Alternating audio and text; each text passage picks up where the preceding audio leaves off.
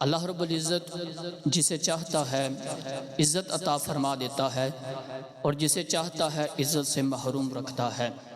خود ارشاد ربانی ہے وَتُعِزُّ مَن تَشَاءُ وَتُذِلُّ مَن تَشَاءُ بِيَدِكَ الْخَيْرُ إِنَّكَ عَلَى كُلِّ شَيْءٍ قدیر۔ اے اللہ تو جسے چاہے عزت عطا فرماتا ہے اور جسے چاہے ذلت کے اندر مبتلا فرما دیتا ہے۔ تمام بھلائی تیرے ہی دستے قدرت میں ہے اور تو سب کچھ کر سکتا ہے۔ اللہ رب العزت نے پوری مخلوقات میں سے سب سے زیادہ عزت اور تکریم ہمارے آقا و مولا حضرت محمد مصطفیٰ صلی اللہ تعالیٰ علیہ وسلم کو عطا فرمائی ہے۔ جیسی عزت آپ علیہ السلام کو عطا فرمائی، ایسی عزت افزائی خالق کائنات نے نہ پہلے کسی کی فرمائی تھی اور نہ ہی بعد میں کسی کو عطا فرمائے گا۔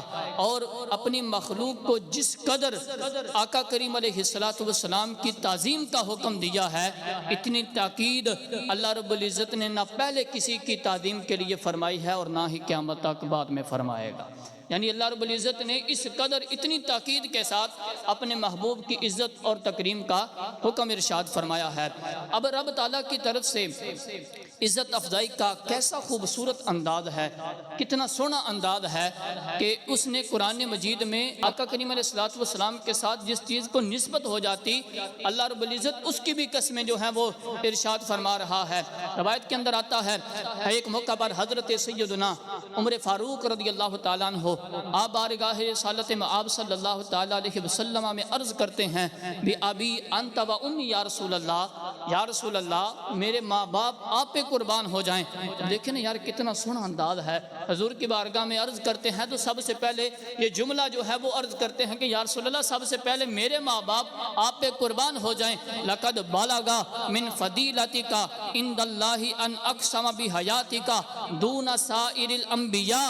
میرے مصطفیٰ کریم علیہ السلام کی بارگاہ میں عرض کرتے ہیں یا رسول اللہ قسم با خدا رب تعالیٰ کی بارگاہ میں آپ کی عزت اور فضیلت اتنی ہے کہ اس نے انبیاء کرام علیہ السلام کے اندر آپ کے علاوہ کسی کی زندگی کی قسم نہیں ارشاد فرمائی ہے۔ اور آگے ارشاد فرمایا وَلَقَدْ بَلَغَ مِنْ فَضِيلَتِكَ عِنْدَهُ أَنْ أَقْسَمَ بِتُرَابِ قَدَمَيْكَ کہ یا رسول اللہ قسم با خدا اللہ رب العزت کی بارگاہ میں آپ کا یہ رتبہ ہے، آپ کا یہ مقام ہے کہ اس نے لوگوں کو آپ کا مقام اور مرتبہ بتانے کے لیے جس چیز کے اوپر جس جگہ پہ آپ کے قدم لگے ہیں رب ذوالجلال نے اس کی مٹی کی بھی قسم ارشاد فرمائی ہے۔ فَقَالَ لَا أُقْسِمُ بِهَذَا الْبَلَدِ فرمایا اے محبوب مجھے قسم ہے اس شہر کی کہ اس شہر کے اندر آپ جو تشریف فرما ہیں۔